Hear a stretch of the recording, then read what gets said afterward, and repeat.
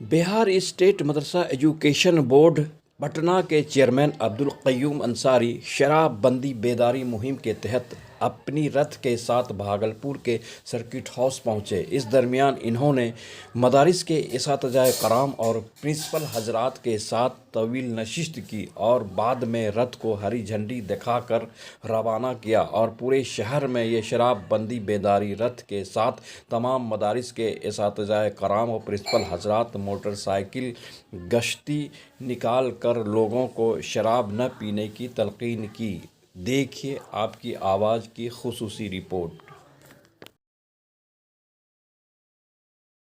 तभी आमादा होना चाहिए, दामने एहसास इश्कों से भिगोना चाहिए। और ये भी शेर बतौर ख़ास समात करे। दिल में खारे हिजर तैबा बस चुभोना चाहिए। दिल में खारे हिजर तैबा बस चुभोना चाहिए। ये खलिश जब जब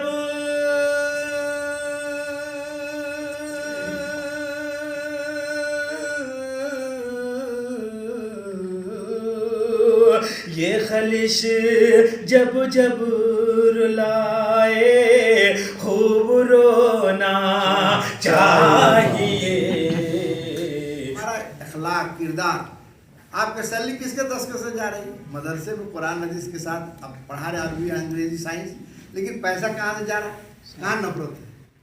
आपके बारे में भलाई सोच रहे हैं कि मदरसे में अच्छा हो जाए। नीतीश जी, आज हमारे आपके नज़रियात अलग हैं। लोग सोचते हैं कि भाई हमारे मुताबिक वज़ीर आला बन जाए, हमारे मुताबिक सेंटर में हुकूमत बन जाए, लेकिन कुरान ने कहा कि उलुल अम्र मिनकुम, जो हाकिम होगा बात मानना है। आपके अमाल के तहत हाकिम बनते हैं, इसीलिए उनकी इज्जत करनी है और मानना कोई बने, हमें उसका मतलब नहीं। हम इस मुल्क में रहते हैं, जमहूरियत है, 80% आबादी हिंदू आबादी है। वो जिसको चाहेगा बनेगा, कि आप चाहेगा वो बनेगा, जमहूरियत है। इसीलिए वज़ीर आला बिहार हूँ नीतीश कुमार जी, नरेंद्र किसी है रेस्पेक्ट कोई भी दिल में इस तरह का नहीं रखना है। दूसरी बात यह है कि आज आप देखिए 16 साल दौर जनाब नीतीश कुमार जी का पीरियड है। इस पीरियड में ये भाजपा लाइन सरकार है, मैं उसमें भी वजीर हूँ, मैं चेयरमैन हूँ। और ये 16 साल पीरियड और इसके पहले करीब आपका 80 साल पीरियड मदरसा का इतिहास 100 साल पूरा होने जा रहा है। वो पीरियड देखिए जिसके मुताबिक आपकी सरकारें थी, उलमाए के कराम के साथ मदारिस के साथ क्या ताल्लुक काम किया गया। आज 16 साल में मदरसों में हमारे असातिज़ा जो काम कर रहे हैं उनको 7वीं शरह तनख्वाह जनाब नीतीश कुमार वज़ीर आला ने दिया। और हमारे बच्चे जो पढ़ रहे हैं, तकरीबन 4000 मदरसे हैं, 2000 को सरकार पैसे दे रही है, 2000 को मिलना है। और हमारे 30,000 टीचर काम कर रहे हैं, 8 लाख बच्चे इनरोल हैं। और तमाम बच्चों को, जिन लोगों ने U-डैश ले लिया, तमाम बच्चों को मिड डे मील, साइकिल, पोशाक, स्टाइपेंड तमाम 10,000 स्कूल में दिया जा रहा है फर्स्ट का, यहाँ भी अभी 15,000 इंटर में दिया जा रहा है लड़कियों का, यहाँ भी मौलवी में भी अब आगे साल से 25,000 दिया जाएगा। सब चीज़ सेम दिया जा रहा है। और इस सिलसिले में जब इसका, और यहाँ के जो मदरसा बोर्ड है उसको डिजिटल किया गया है। आप बोलिए, गरीब हमारे दूर दराज में रहने वाले बच्चे ऑनलाइन फॉर्म भर रहे हैं, फौकानिया उस्तानिया के, ऑनलाइन उनका रजिस्ट्रेशन हो रहा है, ऑनलाइन एडमिशन हो रहा है, ऑनलाइन मार्कशीट जा रहा है, ऑनलाइन रिजल्ट जा रहा है। अब ये समझिए कि हमको कितना नीचे हम थे, हमारे बच्चे, हमारे असातिज़ा कहाँ पहुँच गए। जब इन तमाम बातों की जानकारी रेणुका कुमार जो हमारे माइनॉरिटी के सेक्रेटरी हैं पूरे हिंदुस्तान के, उनको मालूम हुआ तो उन्होंने बुलाया मुझे अगस्त में 24 को, 2 घंटा तक बात किया। कैसे उलमा तस्लीम कर लिए CRT बुक, NCRT का बुक, नया निसाब तालीम, और ये आपको डिजास्टर की ट्रेनिंग हो गई, लर्निंग आउट की ट्रेनिंग हो गई, और मदरसों में इनकलाब कैसे आ गया, कैसे लोगों ने माना। इस पर सरकार, भारत सरकार सोच रही है बिहार में क्या हुआ। ये सब लोग मानकर पढ़ाने लगे और नई निसाब तालीम आ गई। सरकार यही चाह रही थी, हो गया। और सब लोग इसमें देवबंद के, नदवा के, अशरफिया के, सल्फिया के सब उलमा बैठे बनाया। आज कोई भी सबके मुताबिक है। शिया का भी निसाब लागू कर दिया गया और जिस ख्यालात के लोग हैं सब लागू कर दिए, कहीं लड़ाई नहीं। तो उन्होंने कहा कि मीटिंग बुलाया 9 तारीख को सितंबर में दिल्ली में। इंडिया हैबिटेट सेंटर है, सबसे बड़ा कन्वेंशन जगह है जहाँ मीटिंग होती है IAS अफसरान, बड़े बड़े लोग वहाँ बुलाए गए। पूरे हिंदुस्तान में 8 स्टेट में बोर्ड है उनको बुलाया गया और तमाम बिहार के सेक्रेटरी, हिंदुस्तान के जो माइनॉरिटी के सेक्रेटरी उनको बुलाया गया और दिन भर मीटिंग हुई। हर स्टेट का रिपोर्ट पेश हुआ। तो यूपी में कितना 25 करोड़ आबादी, मदरसा कितना 500, बजट कितना 100 करोड़, उड़ीसा में 129 मदरसे, राजस्थान में 200 मदरसे। जब बिहार की बात आई, मैंने बताया मेरे यहाँ 4000 मदरसे हैं, 30,000 टीचर हैं, 8 लाख बच्चे पढ़ रहे हैं और 2000 को सरकार पैसे दे रही है और 400 करोड़ 4 अरब का बजट है। आपके ऊपर सालाना आपके मोबाइल पर डाला गया है, आप देखिए। बिहार वो स्टेट है जहाँ उलमा और मदारिस के ऊपर 400 करोड़ रुपए खर्च हो रहे हैं और अभी भी जितने मदरसे बाकी रह गए उनको शर्त पूरी करनी है, 6 कमरा और वहाँ पर जो है 5 कट्ठा ज़मीन और बनाकर भेजेंगे, सबको पैसे दिए जाएंगे। वाह, ये काम हो रहा है और दिनाला ने कह चुके हैं, लेकिन शराइत पूरे नहीं हो रहे हैं। उल्टा सीधा लिख के लोग भेजता है, जिसकी वजह से नहीं हो रहा है। वो पूरा कर लीजिएगा, सबको मिलेगा। और अभी 3 दिसंबर को मीटिंग हुई भारत सरकार का चाइल्ड राइट कमीशन के चेयरमैन अनूप कुमार, जो रिटायर्ड सीनियर IAS अफसर हैं, एजुकेशन के सेक्रेटरी थे भारत सरकार में, अभी वो चाइल्ड राइट कमीशन। मीटिंग किया पूरे हिंदुस्तान के मदरसों के बारे में और माइनॉरिटी स्कूल के बारे में क्या हो रहा है भाई। तो उन्होंने जब मीटिंग में तमाम रुदाद यूनिसेफ ने बताया कि बिहार में ये सारी चीज़ें नहीं आ गई, तो उन्होंने कहा बिहार मदरसा is role model in India और पूरा हिदायत जारी किया कि पूरे स्टेट हिंदुस्तान के इस निसाब तालीम को लागू किया जाए, इस सिस्टम को लागू किया जाए। और इनका कुमार जो है वो 9 तारीख को बोली थी कि मदरसा का बच्चा मत कहिए।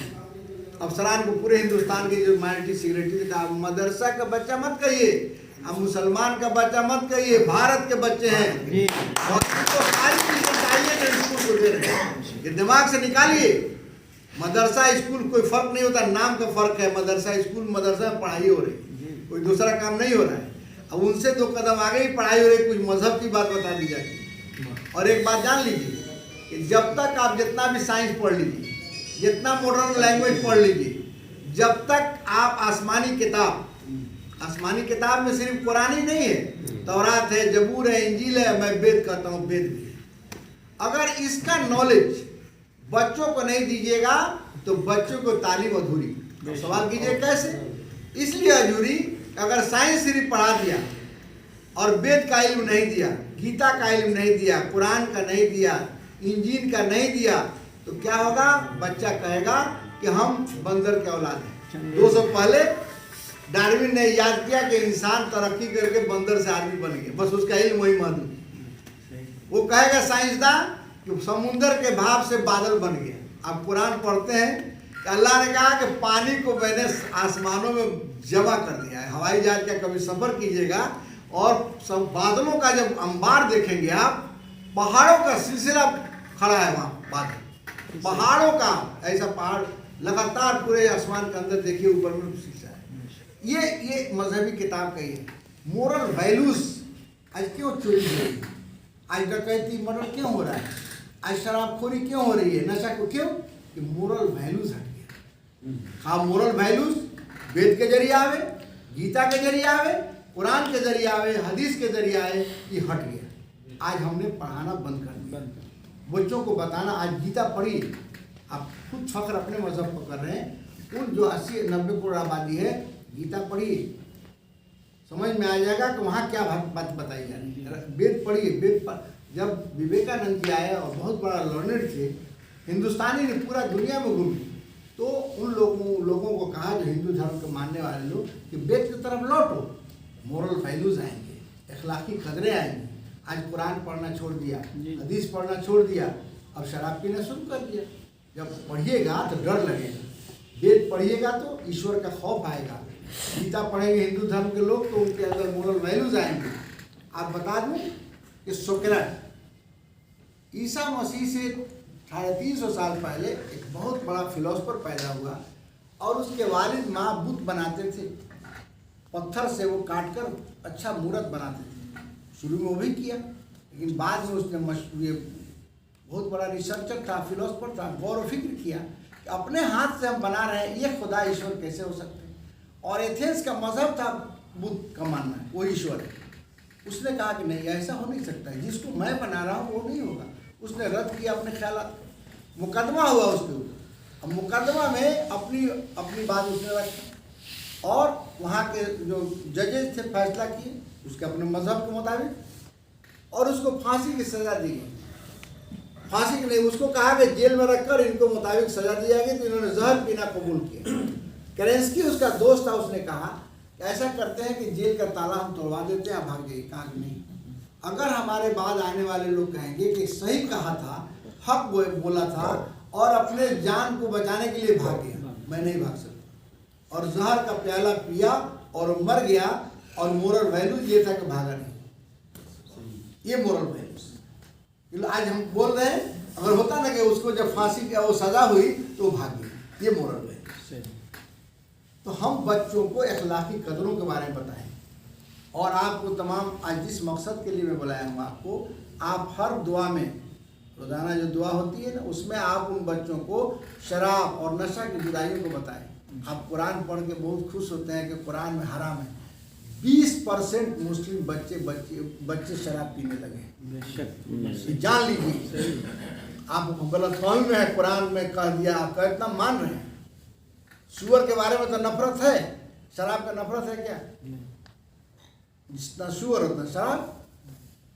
लेकिन अगर खामोश रह गए, अभी मौका सरकार ने दिया है आपको आगे आने का, खामोश रह गए तो जिस दिन आपका हमारा बच्चा शराब का आदी बनेगा तब खून का आंसू रोना पड़ेगा, कोई बचाने वाला नहीं। और आप शराबबंदी मुहिम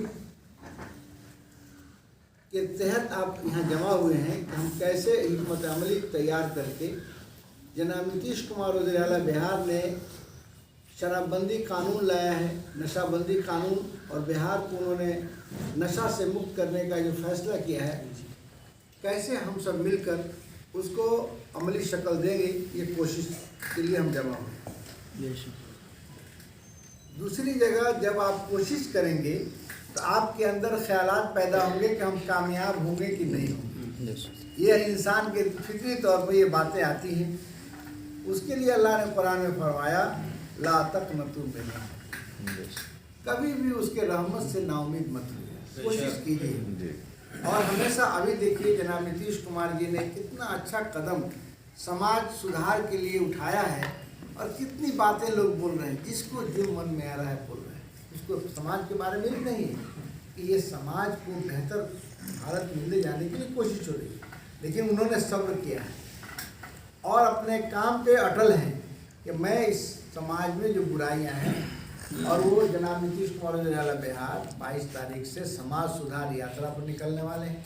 और सिर्फ शराबबंदी नहीं है, अर्ली मैरिज और दहेज 2 बुराइयां हैं। अभी जो मैंने कुरान की आयत तलावत किया, वल खम्र वल मैसर वल अंसाब, तो ये शराब की हुर्मत और मैसर, ये मुफ्त में कोई चीज़ जो है हासिल हो जाए। अब क्या है, दहेज क्या है? बगैर कमाए लड़की की तरफ से 50,000, लाख, 2 लाख, 4 लाख रुपए वसूल है, ये हराम नाजायज़। जुआ क्यों हराम किया गया कि आप बगैर मेहनत के आप अपने हिरफत से पैसा ले लेते हैं। उसी तरह से रिश्वतखोरी भी हराम है, बगैर किसी काम किए पैसा लेना। तो ये तमाम ऐसी बुराइयाँ, और हम सब जो सोचते हैं कि इस्लाम मज़हब में हराम किया, तमाम मज़ाहिब, जितने मज़ाहिब दुनिया में हैं, सब मज़ाहिब में अच्छी बातों को तलकीन की गई। हमारे आपकी सोच है कि इस्लाम ने ही कर दिया। मैं बताता हूँ कि आज से 6000 साल पहले वेद, जैसे कुरान का राइटर नहीं है, आप सभी जानते हैं कुरान का वही अल्लाह के रसूल सल्लल्लाहु अलैहि वसल्लम पर जिब्रील सल्लल्लाहु अलैहि वसल्लम, और अल्लाह को याद, अल्लाह के रसूल ने अल्लाह के रसूल के ज़रिए याद कराकर आज वो किताब हमारे तक पहुँचाया है। उसी तरह हिंदू धर्म का जो महान ग्रंथ है वेद, उसका कोई राइटर नहीं है। उन लोगों के अकीदे के मुताबिक उस वक्त के जो ऋषि मुनि थे उन पर वो बातें डाली गई, और आज भी वेद अपने जगह पर है। और ऋग्वेद 4 वेद है, उसमें ऋग्वेद जो है जिसमें ईश्वर के बारे में, अल्लाह के बारे में बताया गया, ये कंसेप्ट दिया, एके आस्ति द्वितीय नास्ति नास्ति नास्ति, एक ही है। आज बोलिए 6000 साल पहले इस धर्म का ग्रंथ कहता एक ही है, दूसरा नहीं। उस धर्म ग्रंथ का दूसरी किताब गीता है। गीता में बताया गया कि अगर कोई मनुष्य दुनिया में, जियो साहब बैठे हुए हैं, अगर दुनिया में अपने जो भी काम करता हो, कोई गरज ना हो, कोई ईर्षा द्वेष नहीं हो, कोई बुराई ना हो, और काम सिर्फ अच्छा करे, वो स्वर्ग में जाएगा। अगर हम कोई काम लेके जा रहे हैं, आप गरज रखें, काम नहीं होगा। इखलास नियत शर्त है। आपके कहते हैं कुरान हदीस के मुताबिक इखलास नियत, गीता क्या कह रहा है? इसलिए अपने धर्म तक महदूद मत रहिए, दूसरों का भी देखिए कि उनके यहाँ क्या है। इसीलिए तमाम मज़ाहिब में हम कलमा वाले हैं और हमने अल्लाह ईश्वर जो भी कही हमने माना है। अल्लाह के बारे में क्या सोच रखते हैं हम कि अल्लाह लफ्ज़ आ गया तो हमारा खुदा, अब बाकी लोगों का खुदा। आप नमाज पढ़ते हैं और सूरह फातिहा पढ़ते हैं। पहली जो हदीस शरीफ है, बुखारी शरीफ, ये हदीस है, ला सलात इल्ला फातिहतिल किताब, कोई नमाज बगैर फातिहा के नहीं। नमाज में पढ़ना ही, इमाम पढ़े तब, मुक्तदी पढ़े तब, तन्हा में पढ़िए तब, नमाज में सूरह फातिहा पढ़ना ही। और उसमें पहली आयत जो आप पढ़ते हैं सूरह फातिहा की, बिस्मिल्लाहिर्रहमानिर्रहीम, अल्हम्दुलिल्लाहि रब्बिल आलमीन। सब तारीफें किसके लिए? रब्बुल आलमीन। रब्बुल मुस्लिमीन कहा क्या अल्लाह ने? क्या कहा? सारे जहान का रब। हमने मुसलमानों का रब बना लिया। रब जो है वो सारे जहान का रब है। रब्बुस समावाति वल अर्ज़, रब वो है ज़मीन आसमान का और तमाम मखलूक़ात का, तमाम चीज़ों का। एक ही रब है। ये और लोग माने न माने, हमारे दिल में है कि सारे जहान का रब एक रब है, एक ही रब है। और इस जब एक रब है तो नफरत रखने का कोई जगह है क्या? मजहब के बुनियाद पर किसी भी हिंदू से, सिख से, ईसाई से या किसी भी यहूदी से नफरत रखने का हक है? नहीं, किसी को नहीं। कुरान में कहा लकुम दीनकुम वलिय दीन, तुम्हारे लिए तुम्हारा, मेरे लिए मेरा दीन। इसलिए अल्लाह ने मुख्तलिफ अक़वाम को पैदा किया, मुख्तलिफ नज़रियात के लोगों को। तो उस बुनियाद पर हम अभी उलमाए कराम की जमात बैठी है, बहुत लर्नेड लोग हैं। इस दिमाग से किसी भी इज़्म को हटाना है। हम नफरत नहीं करेंगे। अल्लाह के रसूल सल्लल्लाहु अलैहि वसल्लम जब तशरीफ़ लाए तो कितने पहले से दाढ़ी वगैरह रख के और कलमा पढ़ के बैठे थे? बताइए, एक था। अल्लाह के रसूल का जो अखलाक था, उनका गुफ्तार था, उनके किरदार थे, उन्होंने लोगों को अपनी तरफ ला दिया। और अल्लाह के रसूल सल्लल्लाहु अलैहि वसल्लम के बारे में कुरान में कहा था, इन्नका लअला खुलुक़िन अज़ीम, सबसे बेहतर अखलाक वाले अल्लाह के नबी बनाए। तो उनके अखलाक को अपनी ज़िंदगी में लाना है और नफरत दिमाग से हटाना है। और अल्लाह के रसूल के बारे में मुसलमानों की सोच क्या है? हमारे नबी, अब बाकी लोगों के। अल्लाह ने कुरान में कहा अल्लाह के नबी के बारे में, वमा अरसलनाका इल्ला रहमतल लिल आलमीन, सारे जहान के लिए रहमत, सारे जहान के रहमत। जो भी अब प्रोफेट आए, क्या हम मूसा अलैहिस्सलाम को नहीं मान के मुसलमान रह जाएंगे क्या? ईसा अलैहिस्सलाम को नहीं मान के रह जाएंगे क्या? लेकुल कौमिन हाद, अगर हिंदू धर्म में भी राम आए, ये उनके मुताबिक है, उनको अमल करने के लिए थोड़ा कोई कह रहा है। हर के प्रोफेट को रेस्पेक्ट करना है, ये हमारी जिम्मेदारी है। हम मानने के लिए मुकल्लफ तो जहाँ मान रहे हैं मानिए, रेस्पेक्ट। इसलिए 90 करोड़ आबादी राम जी पर उनका एतकाद है, हमको मोहम्मद सल्लल्लाहु अलैहि वसल्लम पर है। ये बताइए, मोहम्मद सल्लल्लाहु अलैहि वसल्लम को कोई बुरा कहेगा, आप मानेंगे क्या? नहीं बर्दाश्त कीजिए।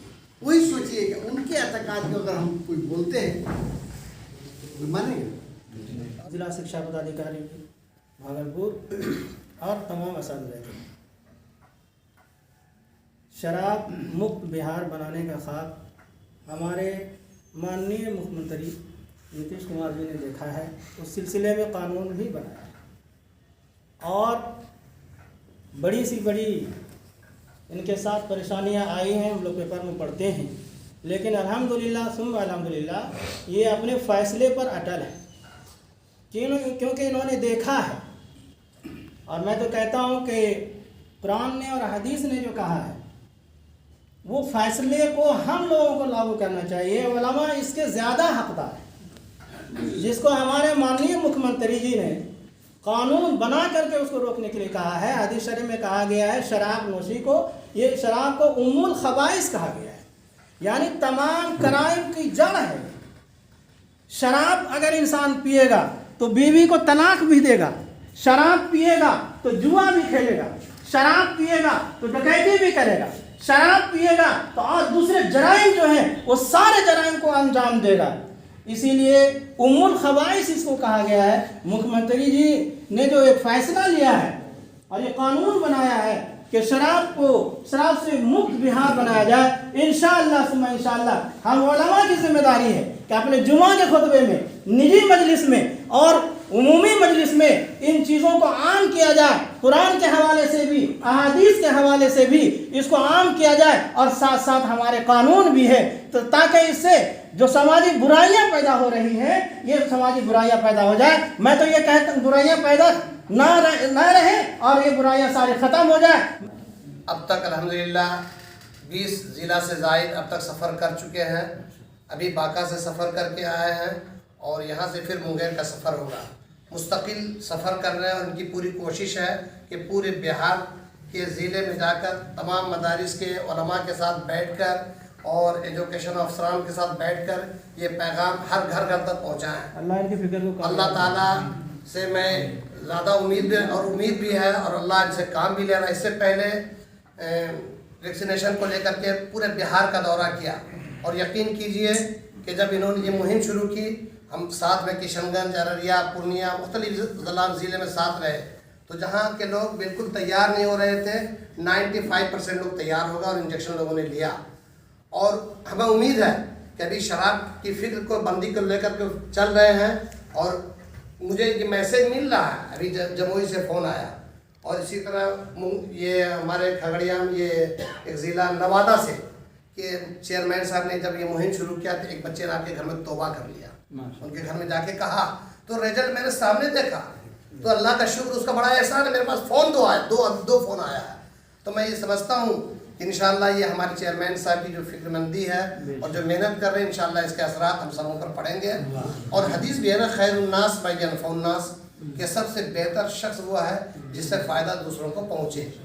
और हमारे चेयरमैन साहब की इस मेहनत से, इस कोशिश से अगर फ़ायदा उम्मत को मिल गया, लोगों को मिल गया, तो बहुत सारी बुराइयों से बच जाएंगे। उम्मुल खबाइस है, ये बीमारियों की जड़ है। हम लोग ये कोशिश करें हर जगह जाकर के जुमे के खिताब में, अपनी मजलिस में और लोगों के बीच बैठकर शराब के नुकसान बताएं। हमारे मुअज़्ज़ज़ वज़ीर आला नीतीश कुमार ने जो कदम उठाया है और हम लोग उनके साथ हैं, चेयरमैन साहब के साथ हैं। अल्लाह ताला इस मुहिम को कामयाब फरमाए।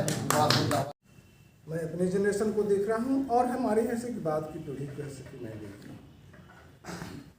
हमारे इन फैमिली ट्री में किसी जनरेशन में किसी भी व्यक्ति ने किसी प्रकार की कोई नशा नहीं, ना शराब की, ना तंबाकू की या अन्य किसी प्रकार की।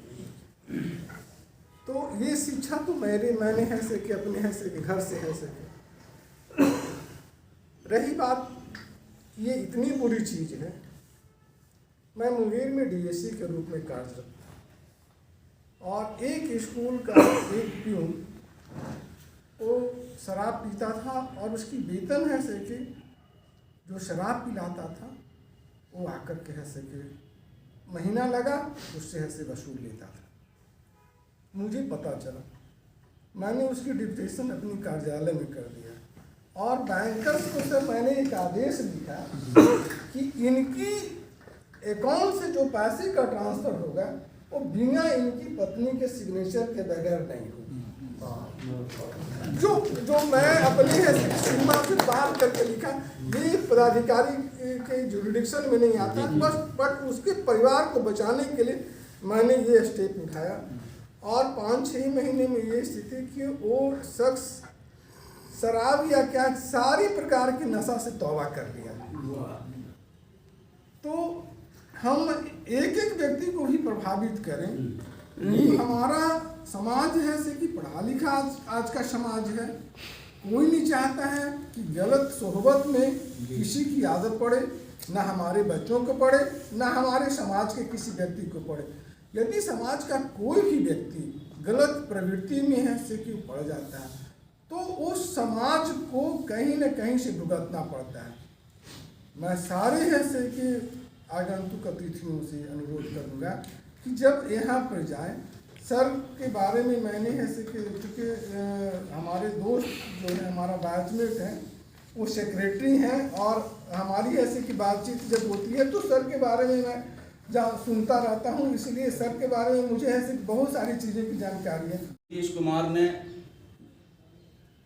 बिहार में शराब मुक्त कैसे हो उसके शाना बशाना चेयरमैन साहब मिल रहे हैं, हम उसके बहुत ही शुक्रगुजार हैं और हम सभी को इसका साथ देना चाहिए और ताकि इनका भी हौसला अफजाई हो। हम इसी चंद कलिमात से अपनी बात को ख़त्म करते हैं।